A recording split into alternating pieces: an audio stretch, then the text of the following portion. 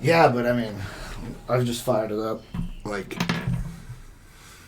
that takes acting to put that stuff on and be able to, have a performance come through 3 inches of foam on top of you. Yeah, I wouldn't be excited about it, that's for sure. All right, we're fired up. I'm updating my insurance policy right now as we do this. Or? I have it. I don't remember my login because I use it twice a year to print out ID cards. Mm-hmm. And I haven't done it yet for this. So, all right. Things to update on the podcast. So now, if you want to watch the podcast live or if you want to watch past episodes, we have our own YouTube channel strictly for the podcast that's on there. If you want to listen to the podcast, we have Libsyn account where you can download it as an MP3 and put it on whatever device you want. And we also have iTunes, Spotify, and Stitcher going. So that'll give you plenty of access on whatever platform you want to use. Big thank you to everyone who has been listening. Not trying to brag, but our numbers have been great this month. We've doubled everything that we've done previously. Does that mean 2 people listened? 4. 4. 2 before, 4 now. So want to thank you guys. My big thing on this podcast is I try to do the podcast centered around things that I like. So, Ron, believe it or not, I like Ron. I like what he adds to the podcast. All of our guests that we have on, I like, and I like who they are as a person. I like the stories that they tell. So we're not really in this. I'm not really in this to make a big fat bag of cash or nothing. This is my hobby. I like talking to people. I like getting into people's lives. And hopefully that translates. And you guys are enjoying it as well. Today we don't have a guest. We will have some guests coming up, as well as some different things. A podcast we did a long time ago called Tackling Tough Issues, which we did at the Funny Bone, and we would have the comic for the week on the show. And it was hosted by me, Sean O'Brien, and Matt Behrens. This podcast went defunct in like 2012, 2013, maybe even earlier or longer than that. I don't remember exactly. I think I have some of the episodes saved. I think we did 75, maybe 85 episodes. I think I have the first 40 saved. So once we actually get a video screen in here and headphones set up to where we can listen to audio, I'd like to do something where we bring them in and then we listen to an old podcast that we did, and then we just kind of pause it to reflect on it. Because it was the first podcast any of us had done, and nobody had any clue what the fuck we were doing. So I think that'd be fun. We'll see how that turns out. Other than that, how's it going for you, Ron? I heard some people hated on you. Some people didn't like your comedy. Some people didn't like a comment that I made about the short bus. We're about stories here. Tell us the story. Okay, well, let's tell the story. All right. This was at a place which I guess is called like a sex positive. Sex, like there's people having sex during the show? They're not having sex during the show that I could see. I mean, they could have been. You were hoping for. But they have like books on sex, and it's like a really sex I guess sex positive is like the community also. Like, hey, we're cool with all kinds of sex, and we love to talk about sex and different. Is it like genders? Like all genders, sexualities. All sexualities are included. Is it like from an educational standpoint or like a comfortability, safe space kind of all standpoint? Comfortability, safe, sex poetry. They have sex groups that meet there. There's a swingers club that meets there. I don't think they swing like there. Well, they don't like throw your keys in a bowl kind of a thing. Yeah, I mean they might do that, but then they go home and actually do the final swing. Right, and of course when I think sex positivity education meetup, I think Ron Finger comedy. Yeah. Oh yeah. Acceptance. You know what? It was like everything was kind of going really well. My bit was about how having sex with a blow-up doll is actually like, you know, like a pretty strong thing. Like people kind of like look down on it in society, but it's like, you know, if you really look at it, you're like, hey, you know, it takes a brave person to have sex with a blow-up doll. Okay. And that was, you know, all working well, and you know, that was all kind of like pointed towards the other part where it was like the lowest tier of society isn't, you know, sex weirdos. It's people that play roller hockey. Okay. And I, you know, like the whole, you know, boiled down. Like if you tell anybody that you're going to play hockey, like I play hockey all, you know, a couple times a week, right? Sure. Roller hockey. And if you tell someone, you know, usually I just generalize. I'm just like, you know, I go play hockey, and even a person who's never played hockey before they'll just keep asking questions, and no matter how vague I get, they'll keep asking questions until they've, you know, it gets down to, do you play ice hockey or roller hockey? And when you say you play roller hockey, they just go, oh, and they give you that look like you just shit yourself, you know. Okay. And like a real, like, they sort of pity you. But instead of shit yourself, I said that you rode the short bus in high school. And this girl just says, that's too much. I can't take this. She literally said, that's too much. I can't take this. Yeah. And got up and walked out. Really? Yeah. So in the middle of the show, she said, that's too much. I can't take this. Mm-hmm. And got up exited the building. And I was like, "Oh no, don't worry. This next bit's about a genie lamp. It's not, you know, like, what's offensive about that?" How did the rest of the audience respond? Everything was going great. You know, I got the video. I just didn't publish it. But everything was going great. You know, What the other I was kind of comments nervous say? because I thought they were thinking that maybe I was making fun of transvestites or something. By the short bus? No, the blow up doll. Okay. Like that was like somehow like, hey, you know, people that have sex with blow up dolls are weirdos, and we can look, you know. I was like, it wasn't even like that. I was just like, you know, if your kid catches you having sex with a blow up doll, you gotta finish strong, because you don't want to set a bad example for them. And So did anybody in the audience come up to you after the show? no. Tree Sanchez, who's a local person. Was she running it? Yeah, it was her show. What did she say about it? Did She say said that someone came up to her and told her that it was the short bus comment. And, you know, hey, you know what? Like, it's... What did Tree say about it? She said it's no big deal. She wasn't mad at me, and I was like, you know, I didn't have any intent to insult people. And I thought about it, and you know, like, the inference is, if, you know, you rode the short bus, you have a disability. And but for me, it was just always kind of like a common thing, you know, just like calling somebody stupid. You know, so I didn't, you know, I mean, like, sure, I think I made the connection, but I never really thought that it was being directly insulting to disabled people. But yeah, I see your point. I mean, I feel like it's like you're pointing the finger at that, but it's like a vague way. Like saying the short bus is like saying something's wrong with you, kind of a thing. But it's not like you're like, you know, you bulbous forehead drooling retard. Like you're not blasting. Yeah, I see it her way. I mean, I'm not. You know what? I don't. There's plenty of other ways to call somebody stupid. I mean, it's weird that in a place like that one, you could say something like so innocuous that somebody would get offended, like, because people have weird sex. Some people, like, when they want to have sex, they want to have sex. Other people are like, I want to have sex, but, you know, to get turned on, I got to shit on the dog or something. Would see plenty of people said offensive things before but you know, and I'm not complaining at all, but it's like when it comes from me, people take it a different way. You're a straight white male, and people don't like those kinds of people anymore. No, they don't. No, and we don't want to hear what you had to say. And we're going to shut you down. And if we can't shut you down, we're going to remove ourselves to stop that.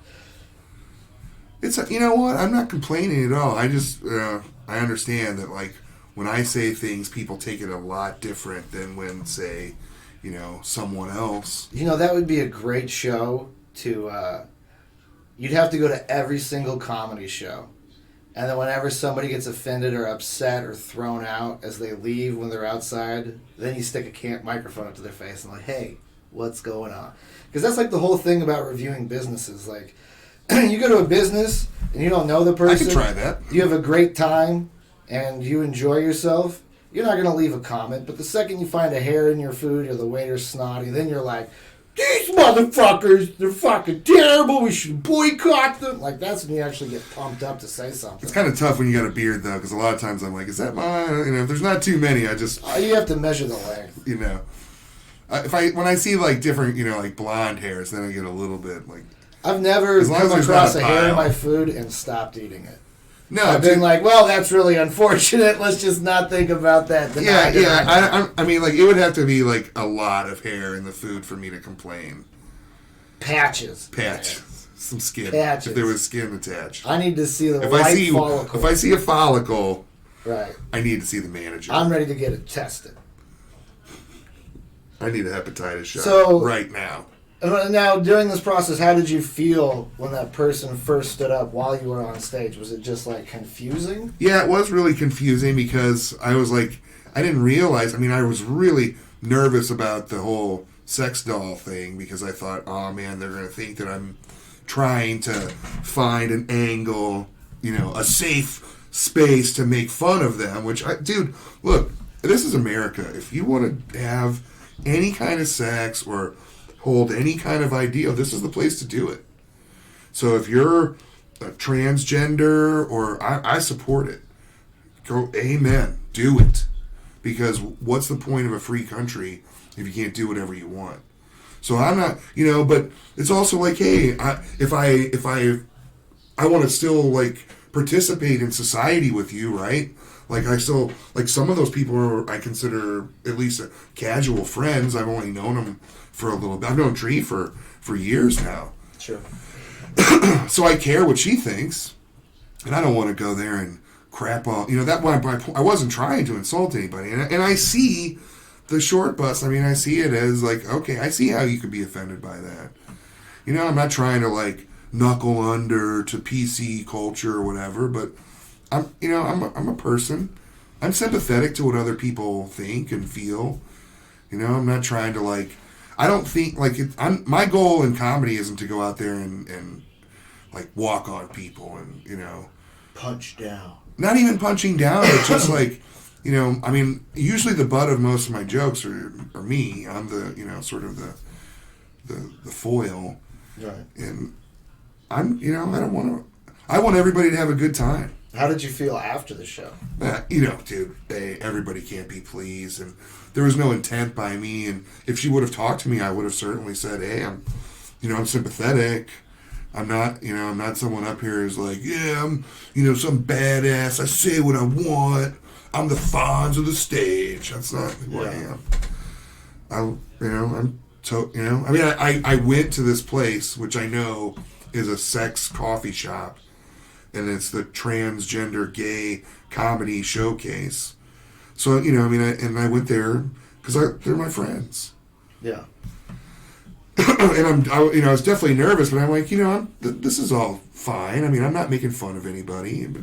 But right there, you know, I found a spot. Yeah, I mean, you know, it makes me wonder, like, did they just not like you because you weren't of a different sexual orientation or gender identifier, so they were just kind of waiting to find something to be like, I've had enough of this straighty. I'm out of here. I'm sure that's perfectly possible that somebody in there was, but for the most part, everyone's I'm assuming if you're going to a comedy show that's pitched as, you know, the whole gamut of sexual identities or preferences, and then there's a regular old straight white guy up there, you're not going to like it. Like, just the same way as if you were going to a comedy show thinking it was going to be, you know, all African American performers, and then there's a white guy there, you're like, what the fuck? I've been in that situation too. You know? Yeah. No, I've done that many times. Actually, I was going, looking through Facebook, and somebody had put out a flyer promoting their show, and they had included a couple of pictures of people performing there before, and one of them was of me. I had long hair, a blue jacket. Like, God, I can't even remember the last time I performed. You should grow it out. I mean, dude, it was down to my neck. It was long. I remember when you had hair there. Like, it was, doing that in construction now, I could never. I mean, it might be nice in the wintertime when it's cold, but in the summertime, it would just. is there a rule? Like, no hair? I mean, just about comfortability. There's not a rule. Oh, okay. So you can have it, whatever. Is there long hair people that work with you? Oh, yeah. A lot of guys have really long beards, and then whenever they're welding or cutting metal, they'll tuck that beard inside their shirt. But, you don't want to burn that yeah, up. man. I mean, you know, when I was thinking about this the other day, because I posted a meme about expectations for traveling work. Speaking of which, if you're not following Hetch TV on Facebook, Instagram, or Twitter, you're missing out on some dank memes. There's been some crazy, powerful memes. Hey, I've been coming there. out of I've there, been dude. liking and sharing. Coming in. Maybe not sharing, but liking. No, well, that's all right. You got 3 friends. We're not worried about them. But I had posted that meme about traveling for work, expectations versus reality, and I had put the comment like, this is why I don't like, or this is why I'm happy I don't do stand-up anymore, or not do stand-up. And people were like, well, you don't do stand-up? And I don't want to be like, I quit stand-up, because that sounds like way more dramatic than it was. But, I mean, I reached a point where I wasn't enjoying doing it. I was, to a certain extent, I was programmed to do it. I mean, you figure 14 years of, I've got to get up on stage, I got to write new jokes. To try to just stop doing that, I couldn't do that, so I would compensate by just getting fucking bombed off my ass. But God, dude, when I started comedy, like, MySpace had just come around. People were podcasting, but it wasn't a known thing. I remember the first time I heard a podcast, I want to say Doug Stanhope had made a blog post about Dane Cook going on Mark Maron's show and talking about stealing jokes or something like this. And he was like, it makes me hate Dane Cook a little less or something. And back in that time, that was like the trendy thing to be like, I hate Dane Cook and Larry the Cable Guy. They're fucking stupid. All it is this. And that was like the real trendy thing to do. But I had such... It's always trendy to hate people that are successful. Yeah, and I had such a connection to that podcast. And then after that, I would go on to be put on house arrest and go through this long legal court drama of when I got drunk and broke into the house thinking it was Sean's. And so I was working all these long shifts at the box office at the Funny Bone, and I started to download podcasts to bring in. And the ones that stick out the most were Joe Rogan when he was talking to Joey Diaz. I don't know if they had talked before. It was the first time I could recall, and Joey was talking about kidnapping somebody and going to jail for kidnapping. Like, he held this drug dealer up at the point of a machine gun and made him get in the trunk of a car. And he was like, you can always come back from anything. Because I thought, like, I was going to be over. Like, I can't travel for comedy. Like, I'm done. So that was like a super impactful moment. Yeah, well, and then, I mean, no offense to Joey, but if you kidnap somebody, you're not coming back from that. That's a federal crime. he came back from it. Yeah. He sells out comedy venues and theaters. Maybe Joey can come back from it, but I wouldn't. Didn't you see Alpha Dog? I mean, that's why they killed that kid, because they were like, some dude's lawyer said, doesn't matter if this kid, once you cross a line in crimes and it becomes a federal crime, it's all up to the federal prosecutor whether or not, how things are going to go. If they, I don't have to press charges against you at that point. If you kidnap me. I mean, you're talking, while I was going through this, I was getting charged with felony burglary. Like, for me, my point of view was that I was just really, really drunk, and I went to the wrong house thinking it was my friend Sean's house. From their point of view, it's like, this strange man kicked in the door in our garage and was rummaging around and then resisted arrest and was tased by the police. Like, it really was an eye-opening experience to see, like, there's a set of actions, but people can look at those and interpret them completely different. than how another person can. And then, I mean, since that incident, I've gone on and I've heard stories about someone breaking into someone's house when they're wasted and falling asleep on the couch. And you hear everything Robert from Downey them, Jr.? like making that person breakfast and making sure they're okay, to shooting that person and killing them. A guy I worked with, his sister had a boyfriend In this state, yeah, you who were. went to the wrong house. It was one house over than the one that he lived in. And it was like those cookie cutter houses, went into the wrong one. The door was unlocked. Opened the door, walked in, got shot, died. Castle So- Doctrine, man. Yeah. I mean, it's, Don't walk into the wrong house in Missouri, yeah. because you might have somebody there ready to defend it. But the other podcast that had influential meaning on me was Joe Rogan's again with Charlie Murphy. I almost said Charlie Winfrey. I don't know why I mixed up Charlie Winfrey and Charlie Murphy. You did that last week, I or know. not last? I The mean, it week was last before, week. 2 weeks ago. But They're very similar dudes. What can I say? Charlie Murphy was Big talking black about guys. being in the military and saying, like, you really don't know what life is until your life is in the hands of a bunch of people that don't give a fuck about you. And he was saying that from the military experience, but I felt that coming in from this criminal experience to, I've got to deal with all these people, they're trying to decide what to do with me. And, you know, there was all different spectrums of what to do or how to handle it. It was fucking terrifying, man. So how did that end up, like, all the way legally? Did you actually get charged with a felony, No, or did they? it got pled down to first degree trespassing. I had to pay, I think it was like $300 for this door. And it was like, That's actually a pretty good deal on a door. no, they did a door $150. I was actually Install. installing doors at the time. And I had to, I knew what it would cost to install a door and how much time and effort it took, assuming you had to rip the frame out and redo everything. So you got ripped off on the door. I had to do 100 hours of community service, and I had to do 60 days on house arrest. Which, so like to give you like a rundown of like some of the things that I thought were bullshit about it. Everything happens right that night. The cops come. I get arrested. I go to a holding cell in Maryland Heights.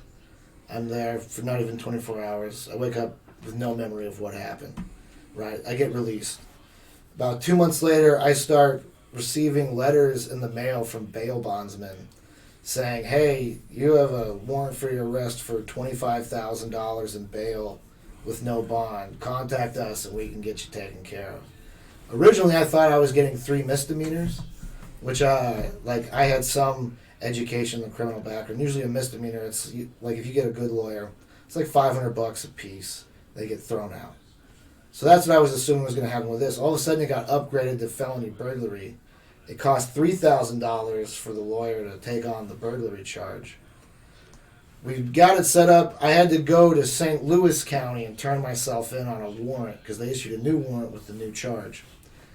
And then I got released from there after I bonded out. And that, like, the official proceedings lasted. Then I went on house arrest. I had to get arrested again to go on house arrest. Then to get off house arrest, I had to get arrested again to get off house arrest. And when I say arrested, I mean you have to go into the intake, take your fingerprints, everything out of your pockets, no belt, no string in your sweatpants, shoelaces have to come out, like the whole fucking process. I had to do that once initially, once again for the warrant. Took 4 times. I got arrested 4 times for the same fucking thing. Community service wasn't bad. I worked for Loaves and Fishes. They would go around. They drove a van around in Maryland Heights to all the like Trader Joe's and like all like the grocery stores. They would get stuff that was expired or day old. We'd load it into this van. Then we would take it to this church and they'd lay everything out. And you had to come in and receive or do worship, as they called it. Then you could come out and you could load up a box with whatever was on the table or whatever. Wasn't bad. I also worked for this church where I cranked out some serious hours. Dude, it was during the summertime, and we had to pull weeds out of like this gigantic church parking lot thing. But I got it done, man. I kept like diligent records. I quit drinking. I had to go to AA meetings like 3 times a week for a couple of years. And I had been going for a while. I just kind of fudged that because it's Alcoholics Anonymous. These people don't want their last names or nothing, so it'd be like I just sat down with a bunch of different pens and concocted everything. I mean, I had done more than that. I just never got them documented. Yeah, so like to this day, like I couldn't work for like a Lyft or an Uber because I have first-degree trespassing on my record. And I had called my lawyer about it getting expunged or sealed, and he was like, "No, if you try to mess with that, like that was an agreement you had with the court. Like it could be revoked, and you could be facing those charges all over again." And I'm like, "Dude, this happened in 2010. Like I don't think that would be the fucking scenario." So I'm looking into getting it expunged because to do construction on some of these bigger job sites. A lot of the ones that have a lot of hours in a short amount of time with a lot of overtime and stuff like that, you have to be cleared on a background check. And that's really the only thing I have. So, yeah, I want to get that looked up, but God. Yeah, I mean, it's a mistake that I know it's happened to a lot of people where you go, you're just out drinking and, I mean, that was like, this is after I had gotten into a car accident. Like about 2 months leading up to this, I got drunk and I was at Mike Shockey and Jeff Wesselschmidt. I don't know if you know who they are. No. I think Jeff is still a New York comic. They both moved to New York. I think Mike has since moved on to go to Los Angeles. I was at their place, and they had this apartment complex with this long row that went down, right? So it was like cars on all the sides, and then cars in a small thing. And I was at the front, and I was so drunk, I was like, well, if I just hit reverse and don't turn the wheel, I'll just go straight backwards and be clear. So I do this, and of course I go flying into the side of a car, freak out, pull around, take off. Then the second time I was in an argument with him, texting on my flip phone. And I was driving, and I was taking a turn as I was driving, pulling out there, fuck you guys, you pieces of shit. And I fucking look up, and I jump a curb, and I fly into the side of a car. Ooh. That's on a dealership's parking lot. Oh, God, dude. And I slide into this car. It was like a yellow convertible. And I hit it so hard, I blow the headlights and taillights up. Like, I T-bone this thing. Push it into the side of a Hummer. Oh, and it came to, $54,000 in damage. Totaled both these cars out. And then, after that, that's when that was the night Keith Sissel got in his car accident. Keith, poor guy. So it's I mean, you think of drunken mistakes, and I've gone out drinking, woke up in the hospital, restrained to a bed with a catheter in, why the fuck am I here? I laugh about it now because there's so much distance.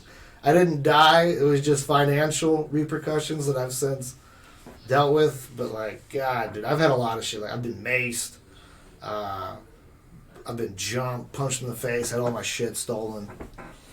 Wow. Catastrophic shit. And I kept going. Was found unresponsive in someone's yard. I got to the point where I couldn't even write jokes about it because there was too many stories and they were becoming too serious, to my health kind of a thing for people to be able to laugh at. It's one thing when they're like, oh my God, it's something when you get an audible oh. But, I mean, some people do. I get those all the time. They have that same mistake, but, they get in a car accident and kill somebody. No, you don't want to do that. Shit, man. Did you ever see the all my shit I Machinist? could come back from. Is that with Adrian Brody where he got real skinny? Christian Bale, he got real skinny. That's what it was? Yeah, and I'm not going to do any spoilers, but... I think you're doing spoilers. you watch that movie, and it'll change how you think about drinking and driving. Oh, dude, drinking. I mean, that I got so bad with my drinking that I couldn't drive because I was blacking out so hard. So I would take Ubers, but like a lot of the way these things came up and these problems I had is, I'm gonna go out drinking, I'm gonna get wasted, I'm gonna take an Uber and come back. Well, then your phone dies, or there's a problem and you need to re-enter your credit card and you don't have it, or all the ones you have are maxed out. Like, there's a plethora of different fucking things that can go wrong to throw your simple plan out of whack. And you don't have any problem solving skills in that moment to do anything. So you end up like, I'll just walk home. Like, dude, it's like 5 degrees outside. And I'll run really fast and stay warm. Like, No. catastrophic fucking issues. Oh, dude, my neighbor. Oh my God, man. My neighbor, he was a massive alcoholic. And back in August, he got really, really drunk at this bar and fell down and got a major head injury. He was laid up in bed for 3 months. Right. His mom had to come and care for him. And this guy's like a 60-year-old dude. Yeah. And I was just at a bar last week. I was there making soup. And he had a seizure at the bar. And I went up and I said his name. And I said, "Are you all right?" Because I was in the kitchen and some people came back. They knew I knew him. And I could tell he didn't recognize me. Really? And then I went and got his husband. And I don't think he recognized him. And when the EMTs got there, they took a blood sugar sample, and when they pricked his finger, he was like agonizing, just in so much pain.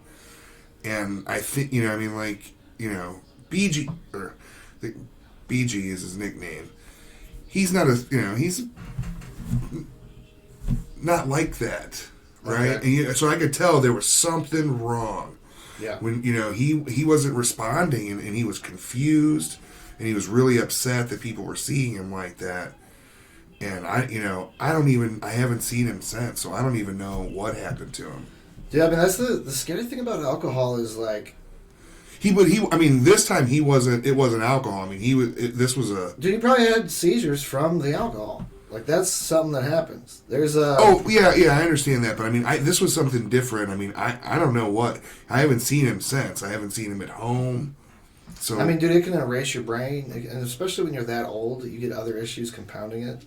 But a lot of things that people don't realize is with alcohol, you can't just, like, stop drinking. Like, if you just stop drinking and you're physically dependent, you'll have seizures. You'll have brownouts. Like, your memory is just, your body's dependent on it for survival. Any other drug, you can quit cold turkey and it'll feel like you're gonna die, but you're not in actual dangers of dying. Alcohol, you have to literally be medically detoxed to wean off of it. And thankfully for me, I was not physically dependent, because I would go the whole week, work, not drink at all. Then the second Friday hit and I got my check, dude. I would go to the bar, I'd spend $200, I'd be there for 10 hours. Then I'd wake up the next morning severely hungover, go back to the bar, start drinking at 11 so I didn't have to feel the hangover. Next thing you know, it was like I would black out so hard, like days would pass by. But, I mean, you get physically dependent, you start having shakes, yellows of the eyes, like, it's bad news, man. It should have fucking... I mean, it literally... Oh, dude, I know. My uncle, he died of alcoholism, and he was on his deathbed, and my grandma was just feeding him sips of vodka because... He needed it. He needed it, and it was like, he was dying. There was no recovery for my uncle. He was going to die, and I've known more than one person that has drank themselves to death, and it's not pretty. No, I mean, again, it's you wonder how people get to that point. How I think it's just like anything else, so it's just like gaining weight. It's like a little bit here, a little bit there. Then all of a sudden, you're eating poorly all the time. You're overeating, and it compounds, and you've gained weight, and you when you gain weight, you tend to move less. Well, I mean, it definitely has to do with the momentum of like credit card debt. Like you get $500 bill you weren't expecting. You've got $200 left before you max it out. You're like, well, if I can't afford this $500, what's another $200? Who gives a fuck? Right, and it You just go from free falling to plummeting.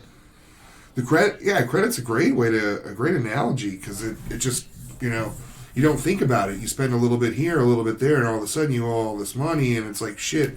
Not only can you not afford to pay that, but you need to borrow more just to keep things going, keep the ship running, and it just snowballs from there. The average amount of debt for a person in their like 30s is like $30,000. I know. And it's and you wonder like what was that on? I mean, was it cigarettes or was it or did you was it your life-saving medication? I mean, I have a $10,000 loan that was specifically to pay off comedy shit from, getting websites to getting plane tickets. Because in my head, it'd be like, I'm going on tour for like 2 or 3 weeks, right? I'm going to buy all these plane tickets, jumping from here, jumping to there. It's all right, because as soon as I get my paycheck from the club, I'm going to take it, deposit it, and then pay that off. Never happened. Especially then when it got to drinking, because it was like, a lot of clubs, you can drink whatever you want. It's not a big deal. But I would be getting paid like, I think it was $450, and then at the end of the week, I would owe like $250 in just bar tabs. And it was like that every fucking That's where right I out of went, the Blues dude. Brothers, man, where Dude. the guy's like, all right, I owe you $300 and you drank $600 worth of beer. And I mean, that's how it happens. Dude, we did this is years ago. We did a benefit show as a contest kind of thing. Each comic picked a charity that they were representing. Then they collected money at the door, and then people donated money. And then each comic had to perform twice the legal limit drunk. There was a cop there with a breathalyzer that would breathalyze you before you go on stage. And then you'd have to perform, and whoever gave the best performance, 2 times the legal limit drunk, won the money for their charity. And we drank so much, all the money we collected for charity paid for the bar tab. Nobody got shit, dude. I was like, I'm just like a performer in this, and I didn't win. But at the same time, it's like, this is like fraud. Like, people could go to jail for serious time for this. Well, with everything that's left over, that's just an administrative cost, Yeah. Dude, I mean, God. There was ways. There was a night I got my head busted open and got my phone stolen after a show. The cop that breathalyzed you also tased you. The cop that breathalyzed me was so pissed because apparently, like, for them to get an accurate reading on the breathalyzer, you have to stop drinking for 20 minutes so they can get a clean read on you. And I couldn't stop drinking for that 20 minutes. But I remember, the thing I remember the most about that night is Brian Dow throwing up in a trash can, like, right after his performance from being so drunk. Like, we were well beyond 2 times the legal limit. Like God, should we take these people to the hospital? 2 times the legal limit is not, it's like you're getting into a dangerous area. Fuck yeah, your body gets shut down. But we were ready to go for Let's it. go. Don't issue a drinking challenge to a comedian. Yeah, that's a dangerous challenge. You might be better off jumping motorcycles over. We were the evil Knievels of drinking. Yeah. What was the worst night you've had of drinking? Like, what mistakes have you made? I've told you all my epic failures. What mistakes have you made? Mistakes that Directly as a result from drinking too much. Directly as a result from drinking too much. Like, you've blacked out. Yeah, I don't really black out. I mean, Never blacked out? I've very few times. But how many times would you I say? also don't, I don't drink liquor. Like, if I drink liquor, chances are, I'm not going to black out. I'm just going to fall asleep, I don't You really. drink beer. So I drink beer. Piss. And I do. Yeah, dude. That's the worst. That's the worst. I wish if they could come up with a beer that was like Pea Light. Like I would drink the hell out of that. You got to get. I heard about these catheters that these race guys use when they're driving through like the Baja Desert. It doesn't go down the dick hole. Like it goes over the dick, but it's got tight suction so it doesn't come off. I'm not wearing some And you can weird just pee. apparatus. You know what? I don't mind going to the restroom. I got to think about washing my hands anyway. I like to keep them clean.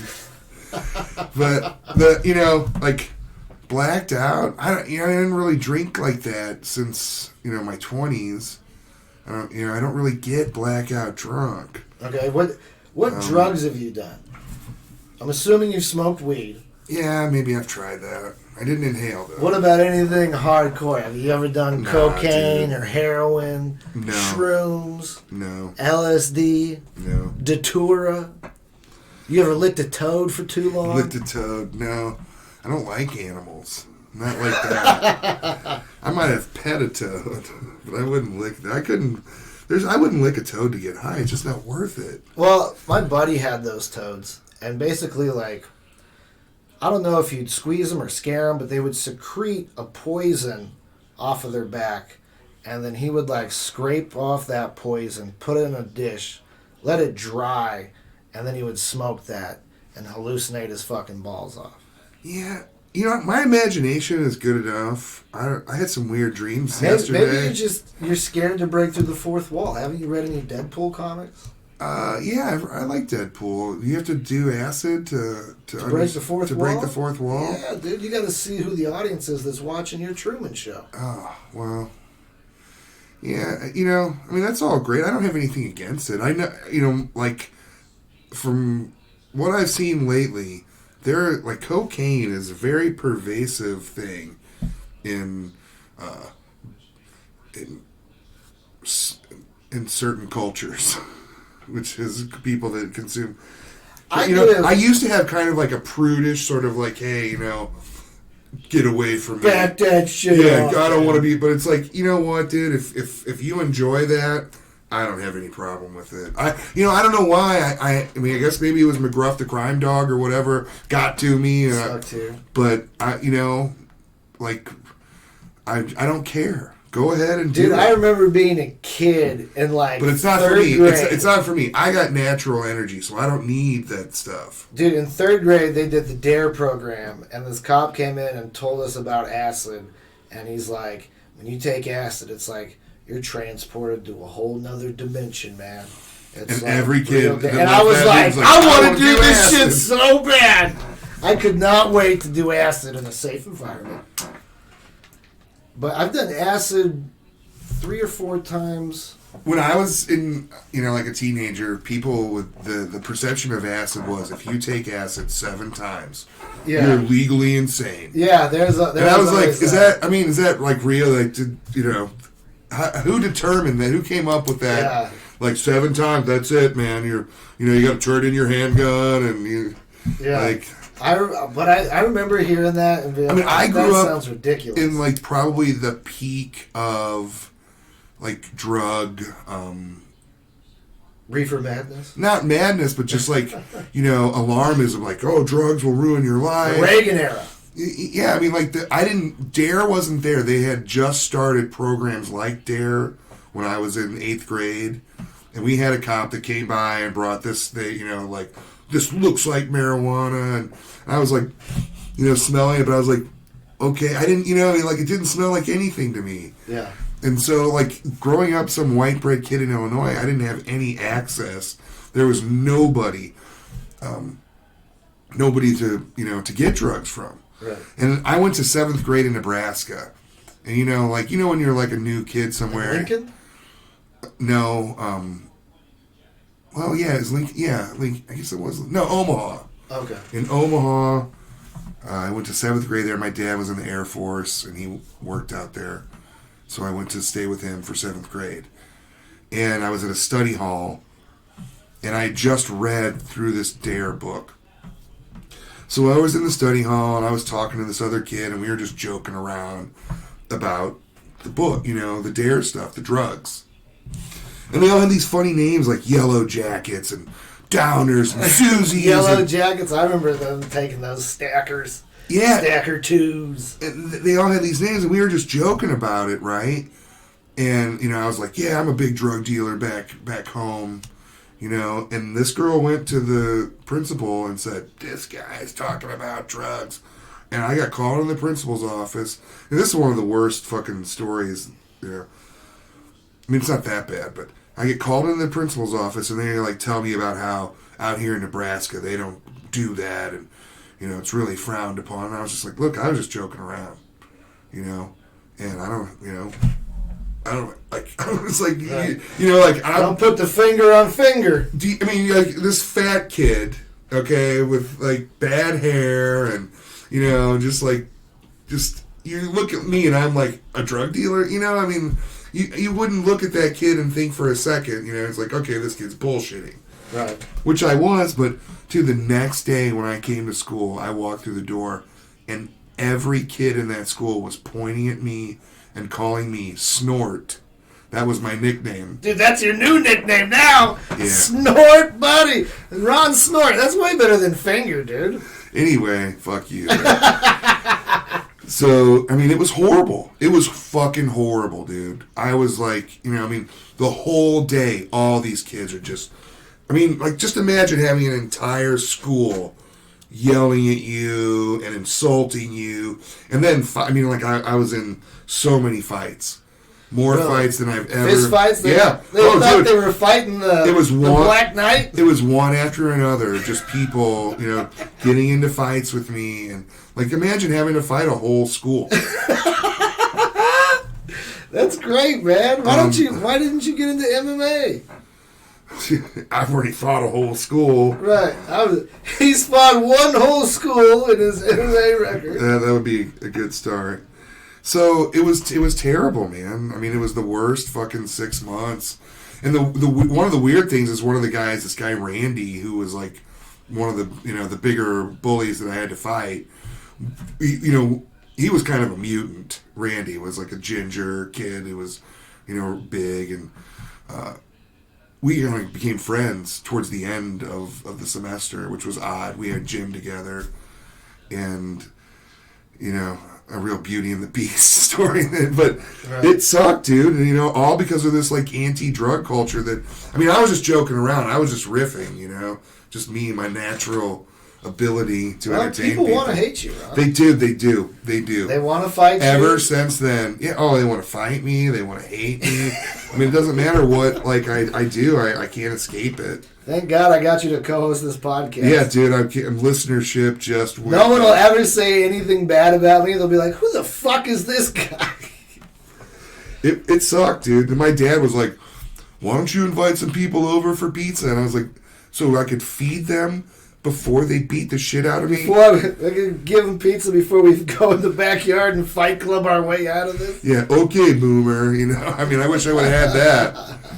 But it was hard, dude. It was fucking hard. In high school, I had this teacher. So that was my worst experience with drugs. I was going to say, it's not... Tommy Crane's story about almost getting charged with manslaughter was way better. Well, that was a good story. Here's the story for you. This was... Oh, wait a second. Wait. So it all finishes out with, like, one of the last times this kid, you know, starts a fight with me.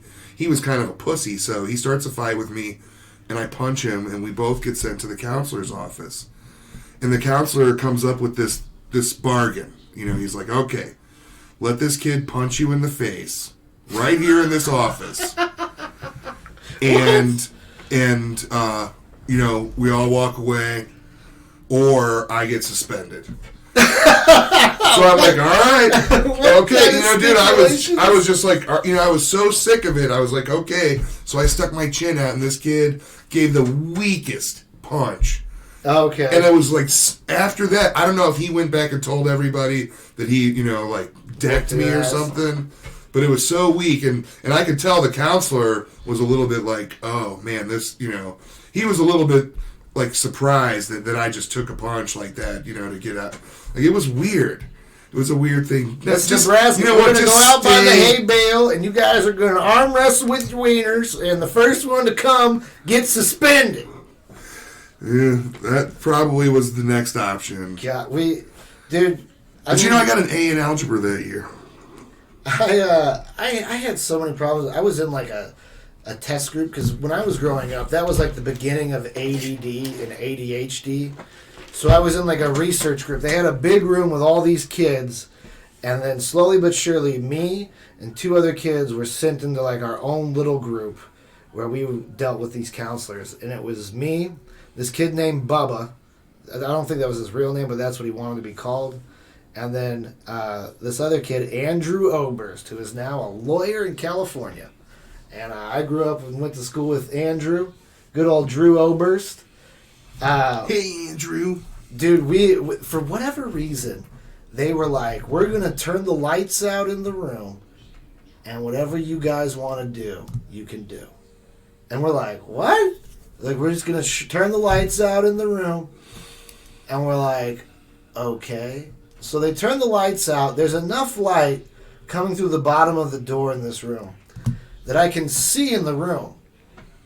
So for whatever reason, I jump up on this small sink counter they have, take a handful of plastic forks and start sticking them in that like foam drop ceiling that they have. Then after some time, I don't even know how it came about. I don't even know if Drew remembers. They had a small room, like it was a rectangle room. Along one of the small sides of the room, there was all these phone books. So me and Drew started picking up phone books and just chucking them at this Bubba kid. And we must have thrown like 8 or 10 phone books before they turned the lights on. They're like, this experiment's over. This is over. This is over. Bubba, are you all right? And he's like, there's literally like a pile of books on him. He's like, I'm fine. But what kind of... That's not a very like well thought out experiment. Let's take these ADD kids and we'll just cut them loose. See if that helps. But with the drinking, I had a bad experience with drinking when I was a junior in high school. We were taking our finals, and the way California did it, I don't remember how they did it out here, but you would go to, like, your odd number classes would be 2 hours long, and you would do those, and then you'd get released earlier than a normal, like, full-length school day. And the next day it'd be, like, your even number classes, or vice versa. But I had Miss Braun in art class, and I used to torment Miss Braun. I was always getting kicked out of that class. And she had come to me the day before and was like, look, if you just come in here and you clean this classroom, I'll give you a C. You can pass. You won't be ineligible. You'll be able to play football. We'll just forget this year ever happened. Because as bad as this kid as I was actually pretty good at art. So she like, if I could just save this boy. And, but the last day of class, I found my dad's fucking vodka bottle. So I took like a water bottle. It was Juice Works is what we had. I drank it all. I filled it up with vodka. I took that to school with me. And then we had like a 30-minute break or lunch kind of thing. And I pounded this vodka down. And I get in Miss Braun's class, and I'm fucking hammered. And I need to fucking take a piss. Sure as like 20, 15 minutes into the class. And Miss Braun's like, no. She's like, you're such a troublemaker. You're going to have to hold it till this class period's over. It's a 2-hour-long class period that we're 15 minutes in. I got to pee. Well, we have this drying rack room with like a sliding door that you can shut the door. And I talked to my buddy, and he's going to watch guard out there. I've got the empty vodka bottle thing that I was using. I'm going to go piss in this bottle, right? Sure enough, I hear Miss Braun opening the door, talking to another student. The door opens up. I can see the beam of light between my legs. And she starts yelling, he's playing with himself. He's playing with himself. So then she calls down. Security comes and gets me, takes me to the principal's office. I'm in the principal's office hammered drunk. And like, I don't know what it's like now, but at school, if you get caught being wasted or with weed, that's like a 180-day suspension, like a full school year suspension. I had a pack of gum. I have every piece of that gum in my mouth like a fishing weight sagging down in my jaw. And this is like basically the last day of school. And the principal's like, Miss Braun says you were playing with yourself in class. I was like, man, I wasn't playing with myself. It was hot. My boxers had bunched up into my junk. And I asked her to go to the bathroom so I could, fix myself up. She wouldn't let me go. So I went in this room and I unzipped my pants. I was pulling my boxers down. Here she comes in. And he's like, you got to be fucking kidding me. Like, this is the last day of school. And this is what you're doing. He's like, all right, look. He's like, we literally have less than an hour before school is done for the year. Go to in-school suspension. Sit there for the rest of the day. When that bell rings, we'll just forget this ever happened, right? So I do that. I think no problems. Since she kicked me out of that class, she was pissed at me. She gave me an F, failed me. And that caused my grades to be too low to play football, and I was ineligible to play the next coming year. Yeah. Terrible, man. I practiced that whole football season with the hopes of I'd be able to play in the last 2 games. One of them was our homecoming game. Finally, that week came. Grades came out after the first quarter. I was eligible again grade-wise. I was all in the starting positions, ready to rock and roll and get some junior year, finally. And we went to practice Monday and Tuesday. Wednesday, I found out my grandma died. So I was supposed to fly out Thursday, fly back Friday, and then I get to play in the game. I flew out Thursday. By this time, I was living with my godmother. I wasn't living with my dad anymore. And once the plane landed, my godmother called my mom and was like, I can't handle living with a teenager. He's staying out there. He's not coming back. And I missed the rest. I never played a football game again after sophomore year. And that was devastating, dude. I worked did summer, double days, went to all these camps expecting to play. All my football equipment got hawked off by the other guys. Like, I had it in my locker. They cleaned out my locker. All the guys, oh, I need a knee pad. I need this. I need that. But my buddy James saved my helmet. And so I actually have my helmet downstairs in the garage now. But yeah, all because of drinking. Yeah, man. It's a demon for sure. There's I've definitely anything can be a demon if you make it that way. Yeah, dude. I mean, like, that is true in a lot of ways, but it seems to change some people's personalities so much.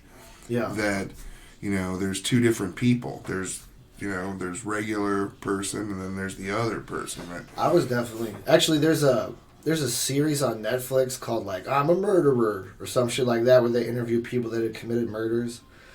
So many of those started off with like I was drunk all the time or I was high, and they were like I just wanted to give up, like I just wanted to stop, and like that like you don't want to die, you just want to stop all of this, and you don't know how to stop it without killing yourself.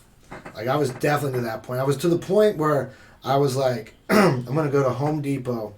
I'm going to get some clamps and some hose, and I'll clamp the exhaust off with this hose, and then I'll run the hose inside of my car, and I'll drive it out in the woods. I'll just get wasted, take some ZQuil or something to make me sleep, and just pass out and hope I never wake the fuck up again. Like, that's to the point that I was at before finally I was like, all right, we got to do something. We got to do something way more aggressive than just go to some AA meetings, because I've been through that before. Depending on who you are, some people want to go to. You're supposed to do 90 meetings in 90 days. I didn't really like the whole AA vibe. It didn't work that well for me, and so at this point, I chose to go through the therapy, and luckily for me, it was a dual therapy for substance abuse and for mental disorders. So that's when I was diagnosed with PTSD and diagnosed with the drinking. And then after that, like, we were able to actually treat stuff and make a plan. It was almost February 25th, like, that's like the year mark. That's my birthday. That's when everything was fucking out of control. Really? It's been that long. Wow. Yeah. But dude, you're doing great, so. Yeah, and that's the thing is, like, once you, like, going through all the therapy and everything, like, it makes you confront everything head on. Like, for me, I went to intensive outpatient rehab, and there's no like limit or maximum or minimum amount of courses you can take. I say courses, I guess it's called treatments. They're 3 hours long. You go 3 times a week. But it's in a group setting, and I wasn't really hip to group therapy, but it was actually beneficial. I went 12 times, so whatever that was, 3 or 4 weeks. But being in group therapy, when you hear about people talking about how their life was fucked up, like somebody who was in there because they had been raped or something might talk about a behavior that they do that you actually identify with that isn't necessarily the same. It didn't come from being raped or anything like that, but it's because you get into this abusive kind of mentality, and like how to like your thoughts become super negative against yourself. But going through that group therapy was great because you decide, you don't decide, but you realize like, okay, I do a lot of what that person does, or I don't do anything that person does. So then once you get that kind of ball of where you're at with stuff, then you go into the one-on-one therapy. And then it's just addressing those issues and figuring out what causes them. But I think I had, I don't want to say an advantage, but I was good at doing this because I'd done comedy for so long. And self-reflection, if you're going to be good at comedy, is like the most important thing, to be honest with yourself. And like that, goddamn, that was leaps and bounds as far as this recovery process. And now it's like, but you realize, like, anytime you come from something bad, you're only 2 or 3 bad decisions away from being right back into that, mentality. And especially with everything being momentum-based, like with the credit cards. If I can't pay for $500, who gives a fuck if it's $1,000, because I can't pay it. So, but now it's like, well, everything I've got going on now is awesome. Everything that I wanted that I became a stand-up comedian for, I got within a year of stopping stand-up comedy. So it's like, I'm not worried about anything. I have financial security. I have, a relaxed environment. Like, I was thinking the other day, God damn, dude, it's so nice not doing comedy. I wake up, I go to work, then it's over. Then it's done. There's no, I gotta get somewhere and check in with him, and maybe if I go watch this and hang out, they'll think I'm cool, and then give me a time. Like, there's none of that bullshit. And I was saying, like, that's what made me so happy is when we have the people come in like Tommy or Pete, the musician, they talk about, how they found this connection and this love, and then they've just been pursuing it, whether it's art or music. I feel that way with fucking podcasting. I never felt that way about comedy. I got into comedy for pure revenge. I did stand-up comedy. I went to a stand-up show on my first serious girlfriend, fiance's birthday. Like, we got a bunch of free tickets because we were poor and went to a comedy club. And I thought, I could do this. And she was like, fuck you, you're not doing that.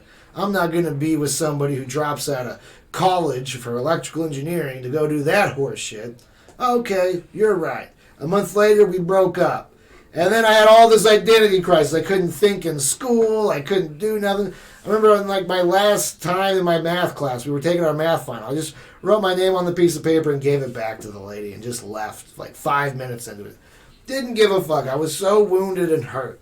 I started writing short stories, poetry. I was writing poetry. You know how hard it is to be a poet nowadays? Like, we have online shit, but yeah, MySpace wasn't even real then. You had to write poetry and then try to trick someone into reading it. Woe is me. It was the darkness in my soul. Like, all this fucking sappy. Because that was like the first heartbreak ever, dude. Oh, God. It was horrible. Yeah. Darkness in your soul. That's tough. And then I got into improv, and I was doing improv. But, like, I was listening to all these comics, and they all seemed like they were just getting drunk and fucking ripping it up and rocking out. And I was like, that's what I want to do. I want to be fucked up all the time and get paid to be fucked up. And so then my car broke down, and there was a comedy contest, a comedy forum that was over here in Cave Springs. And I was like, I'm just going to go win this competition and get famous real fast. Then I'll be accepting an Oscar and be like, fuck you, girl, you should have stayed with me. That was like my whole basis for getting into stand-up. That's a pretty big leap from being a stand-up comedian to winning an Oscar, though. I mean, At the time, you don't know. You think you're gonna go there and fucking, I'm gonna just show them who I am and I'll be famous. yeah, I never really entered this with any aspirations for fame. I just, like, I thought about this, the first bar I ever snuck into was a Funny Bone in South County. Oh really? I don't see. That was closed down before I even.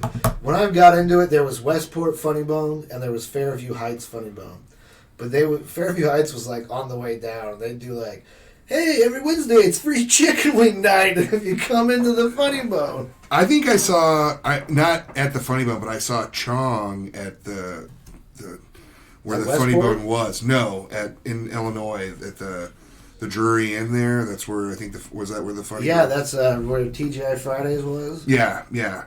And so I had seen Chong there, and his show was terrible. I saw him at Westport. It was terrible. His wife just like, I mean, this was, I guess, This was right before he went into prison for I can't selling remember bongs. if I saw him. How many bongs do you sell to go to prison for it? I don't. There must have been I mean, something he else told there. this- yeah, he was on Rogan. He talked about it. They wanted to get him for something, or he had attacked. Like he was pushing, like he was kind of the first to push like this legalized weed, and like Ralph Nader or someone out here, like he was like, we're taking Chong. Chong's gotta go. I met Chong there, and then my this buddy of mine from California that we went through like Cub Scouts and Tiger Scouts and all that through. His uncle is Jerry Bruckheimer, and his mom worked on the show Nash Bridges. So I went to a Nash Bridges luncheon when I was in like 6th grade, and Cheech was there, and I got to meet Cheech and shake his hand and say hi. I was a dumb kid. I wanted to ask him about weed, but there was parents around. You can't do that. Cheech, he doesn't talk about weed anymore anyway. I mean, back then, I think, I don't know how big of a Dude, show by the Nash time he was Bridges on there, Cheech had distanced himself from the whole Cheech and I think they're Chong. back now, though. I think they did like Well, sure. I show. mean, now if you do it now, it's great. It's ironic, and weed's legal, and I'm sure it pays pretty good to be Cheech and Chong right now. So it's got to cost you a lot of money to book those guys. Michael Rayner is going crazy in the chat. Dude, I should have brought my laptop so I could do the chat while I'm sitting here. I need to get that set up. I'll do that next week. Yeah, next week. I don't know who we're gonna have guest wise. I think I booked somebody. I'm not 100% sure.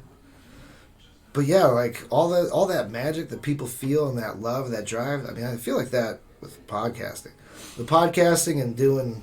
Well, you get to do what you video want. stuff. I mean, you get to do what you want, and you don't have, like you said, you don't have to sit there and work through this system of hanging out and I don't have to get approval. getting approval. I can make something and send it out, and then whenever you have free time, if you're in your underwear, you can watch me do this thing that I like to do. Yeah, it's really appealing, and it's fun. It's fun to sit here and chop up a story, or like listen to what you were just talking about with your own experience. And that's where like the ups and downs of like having like an honest conversation with somebody. I mean, in stand up, it's like you cross that threshold where you're like, these people are just making me sad. Like all these people and their sad shit. Yeah, there's a lot, too much sad dogging for me, and you can tell me one sad story. It's like a musician. You play one sad song. If you play 2 sad songs, it better be really good. But if you play a 3rd sad song, Yeah. I hate you. I hate you, and I don't care how good that 3rd sad song is. I didn't come out to get sad dogged. Yeah. And I don't want sad dog. Everybody's life has got sad dog. has got some problems, and yeah, I mean, I don't mind hearing about some of your problems, but if your whole set is about Nothing but problems. nothing but problems or nothing but sex either, Yeah. you porn and all those things, they've ruined sex. I showed my dick picture. What can you do with dick pic? God, there was so much of that. It was like the last time I was at an open mic, I just remember I'd been gone for a while. I came back. Everyone still had like the same old tired jokes. And everyone's talking about like the same fucking subjects. Dick pics, if I got pulled over, like all this. Like people don't understand like the reason why something's called hack is because everybody's, like, a lot of people have done that, and it's proven that it's going to work. It doesn't mean that it's not funny. It just means that it's already been proven it's going to work. Like, when you say, hey, how about we give it up for the troops? Very rarely is someone going to stand up and be like, fuck the troops, I fucking hate them. Like, no, they're going to be like, yeah, all right, we give it up for the troops. You can see that when people, give it up for the troops, man. Like, all right. Like, give it up for the firefighters. Like, all right. Give it up for the police. All right. Give it up for your grandma. Like, all right. Like, am I a dick for not clapping anymore? No, dude, that's definitely like something that you run into also is like someone who didn't get prepared, so they're going to sit there and milk the crowd for whatever. Well, no, it's just the positive reaction. Like, if I can't make them laugh, make them clap. Yeah, I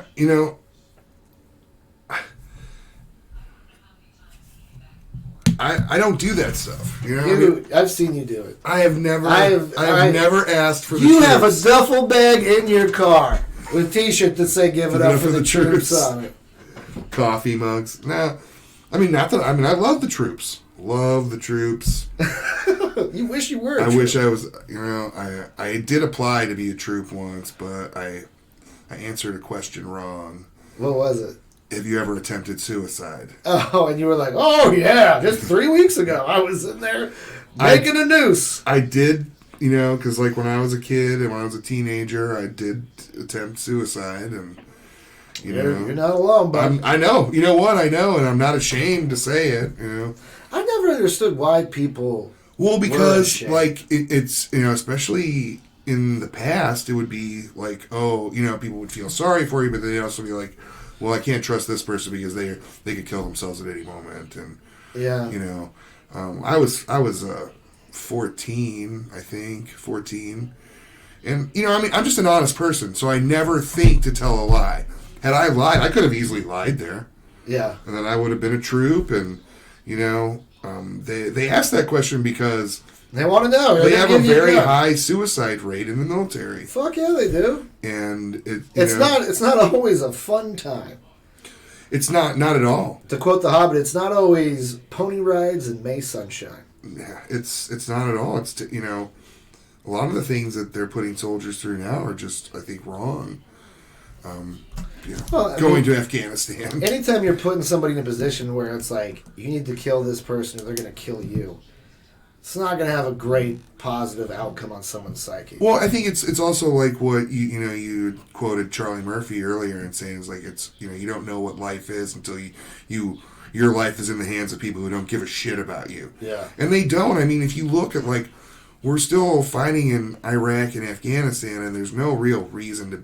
It's not like we're fighting some good fight. I mean, the reason why we're there is because there are some big Resources. companies that make a lot of money selling the stuff that goes there to support all of this. Yeah. And once they start getting that money, they don't like to back off. Yeah, I mean, anytime somebody starts making a lot of money off something, they don't ever want to give it up. No, and there's, no one is, people aren't asking any questions. Nobody even questions what's going on in Iraq and Afghanistan Well, I anymore. think they do. It's just the way that they do it. It's not like you're not going to see like a news reporter on Channel 5. Good morning, and this is the weather, and we went to Washington and asked them why the fuck we were in a pointless war. Like, when the election cycle for hey Cam, what's up? Bush and Play Dead by Daylight tonight. Get ready. Sorry. and even Obama, a lot of that was centered around the exit strategy for Iraq and Iran, the 2004 election and the 2008 election. After that, they just kind of like, you know what, fuck it, we're never leaving, and why even ask the question? Why even have a conversation about it? And now nobody's talking about it. People are more worried about what some asshole might have said on Twitter. They're more outraged about that than what is actually going on in the world. I don't think that they're more outraged about that. I feel like it's just what can you actually fix. Like, you can't go up against a company who's invested billions of dollars in buying politicians to create weapons that kill people so that way they can keep making a profit. You can get fucking Larry kicked off of SNL, though. Yeah. Just get some stink going, create a change.org. Like, people want change and they want things to be better from the position they perceive. But there's, I think, a realistic approach now to, tactics that work and tactics that don't work. I mean, if you look at the Me Too movement, like, you mean to tell me we rounded up all the sexual predators in like 2 or 3 months? We got them all removed out of Hollywood. It was Harvey Weinstein. Weinstein, Cosby. Kevin Spacey. Spacey. We're safe now. We got them all. All 7 of them. We didn't get any of the guys that molested Corey, though. What's the... Yeah. He promised. He was like, once I tell everybody this... There was something new that came up about that. He's going to live stream some documentary. Is he finally, because like the first time he came around, he said he was going to say who it was, but he also wanted like $10 million to say it. Yeah. And, I mean, like, I'm sympathetic, but it's like, dude, just, you're already not getting work in Hollywood, so what are you trying to protect? Well, he had his band. Yeah, that band. Weird. I mean, that's when you're like, that's the problem is people that have a lot of money, people want to be around you to get some of that money. So when you come up with a bullshit idea, they don't want to tell you it's bullshit because they don't want to seem like they're the Debbie Downer. No. Oh, no. Where do you think the Star Wars prequels came from? Yeah. Everybody told George Lucas, hey, this is a great idea, George. That. Jar Jar Binks, that's hilarious. Yeah. Hey, what if Darth Vader built C-3PO? That'll make sense. Yeah, great job. Good, George, another brilliant move. Oh, God, I can see the toys. Yeah, I mean, that's one thing you see about, they have these, they're not like novels, but they're like books on the making of Star Wars, and it has like direct dialogue of like, where they're like, wait a minute, so Darth Vader wants to get Luke on his side in Empire to go against the Emperor, and now he's going to take his son and just hand him over to the Emperor in Return of the Jedi. Like, this seems like, and you're like, well, no, see, what you got to do, and like, you can hear the dialogue that comes through, but I don't know that dialogue's the same in the other movies. Like, after you're proven to be some sort of a pariah or a genius, people feel really inferior. Well, I think that's the case in, more than... What were we talking about, Steve? I don't know, drugs. Drugs. You got beat up by a school? I did get beat up by a whole school. You know what? We can't talk about Star Wars because we get too sucked into Star Wars. There is some good stuff coming out with the Darth Vader comic books, man. There's some really great storylines. I thought I saw one of those Darth Vader comics at Apotheosis, and I should have bought it. Why? What happened? You were supposed to bring me books today. Yeah, man. I was going to go there last night, but then after the Blues game was over, I just, I'm going to bed.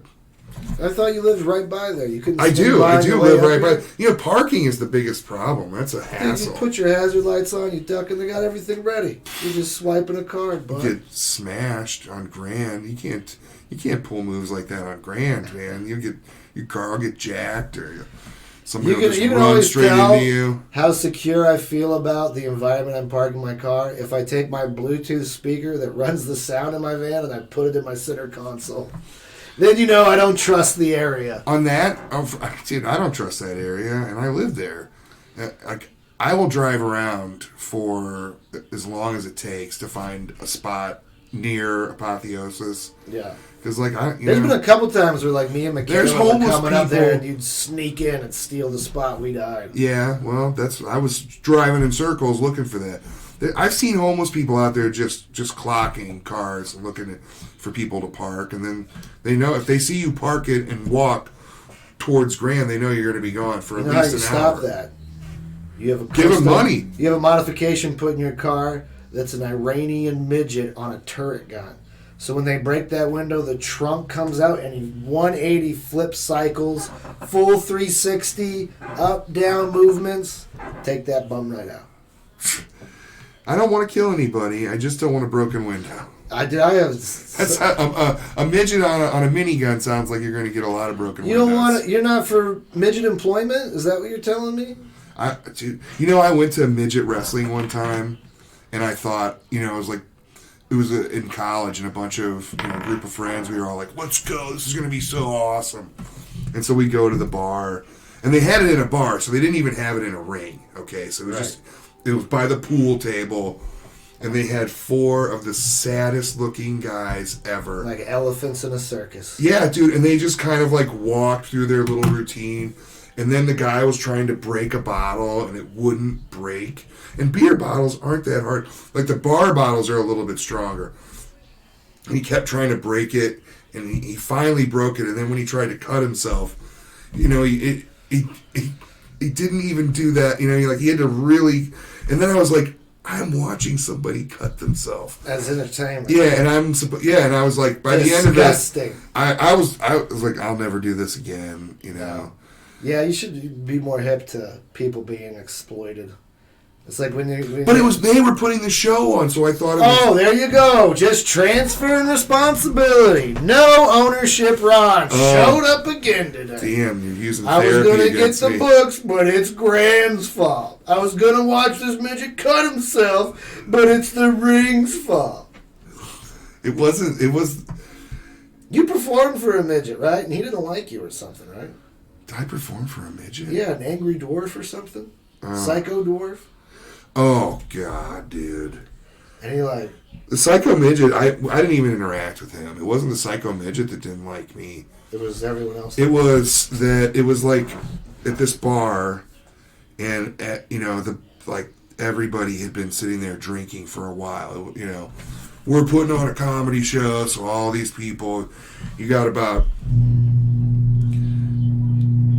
10 or 15 people that are there for the actual show, and then the rest of the people are there just on a Saturday night getting drunk. Ambush shows, I used to call them. And you know, like Max went up and he did great, you know, and I was like, man, I was ready to follow Max because he had this bit about pornography, and I was gonna keep, you know, talking like step on his subject matter. No, not step on it, but I was gonna just keep, you know, like pick it up and keep that momentum going. I wasn't gonna talk. You weren't gonna be fumble finger. You were gonna get that ball and run with it. And so then this guy was like, well, we're gonna let someone go in between you. Oh, that's right. And like, you know, that person, I like them a lot, and they're a friend of mine, but they did not have a good set. They did not have a good set, and like I got handed a crowd that was just going nuts. And I started off like real energetic, trying to recapture them, and I was doing it, and the mic kept clipping and going out, and it was like, oh crap. So then, like, in between me trying to recultivate, you know, like get a group of 30 drunk people to pay attention to me. Right. Then it just all fell apart to where I was like, you know, you guys, I started yelling, shut the fuck up. Shut the fuck up and listen to me! But it wasn't even that. It was just like, God damn, you know, you're all yelling so loud. I can't even hear. Right. So it was, you know, and there's still a few people that hate my guts because of that. Fuck them, man. Oh, fuck yeah, dude. Fuck. Dude, within 2 or 3 years, those people won't be doing comedy anymore. They'll be more successful than you, or they'll be dead. It wasn't the comics. I mean, it wasn't any of the comics. It was the guy who was putting on the show, his wife. Same goes for them. Yeah, oh, dude. Shut the fuck up! But see, the flip side of that is I've had several people come up to me out of nowhere and say, thank you for telling all those people to shut the fuck up. Oh, man. Well, don't pull your shoulder out patting yourself on the back. I'm pretty good at it. I used to do this. Somebody would start talking during the show. I'd be like, all right, look, I know that I'm not the comic for you, but I know these other people are enjoying it, so we'll just make a little pact here, okay? I'll buy you a drink, and you just be quiet the rest of the show. What are you drinking? Bud Light or, you know, vodka? Hey, bartender, can I get a picture of shut the fuck up? And I'd come after. Yeah, it was, you know what? I didn't have any intention of getting angry and yelling at the crowd. But there was a person sitting right up front, and she was yelling so loud that it was exceeding the volume of the amplifier. Yeah. And I was just like, lady, why are you sitting this close to the show and you have no interest? And they want to get that midget dick. And you're yelling. It's and not like, about you. It's about that midget. The guy that she was with. Oh, dude, the midget came up and stapled a $5 bill to his testicles, and they were all roaring. Don't you want it bad enough to do that, bud? No. You got beat up by a school. You can't staple a fiver to your ball bag? You're right. I mean, I should probably just quit. It's perspective, dude. Because you just got to go buy a stapler. You ain't got to quit. Who told you about the Psycho Midget show? You did. Oh, well. You were crying when you told it. I was not crying. And then I yelled, "Shut the fuck up to the crowd!" And this girl up front, she was talking louder than the amplifier. That's how you sounded when you told it to me. Well, it hurt. You went through 3 rolls of paper towels at Babylon. That's when you met Tommy Crane. No. Yeah, he was like, "Hey, Steve, hey, who's this bitch crying?" Who's this guy crying? I was like, "Oh, that's Ron Fancy. He got beat up by a school. Don't mind I that." did get beat up by a school. It was tough. All right, well, what do you say we close out this school? Yeah, I'm going to have to get out of here before he really me. I'm All going right. to start crying He again. was like, "Yeah, you didn't get beat up by a school. There was kids at the school, but it was a lot of them, so I said it was a school." All right, that's going to do it for this episode. Radiation Island. We got all the links for anything you could ever want involving this show down in the description. Whether you're listening, whether you're watching, it's all there. Everything's been cleaned up. We're on a bunch of new platforms. Thank you guys for listening, being a part. We have email, we have social media. If you saw something or you connected with something, go ahead and send us something. I think the internet just died, so you guys might not even be getting this. But yeah, send us something. Let us know what's going on.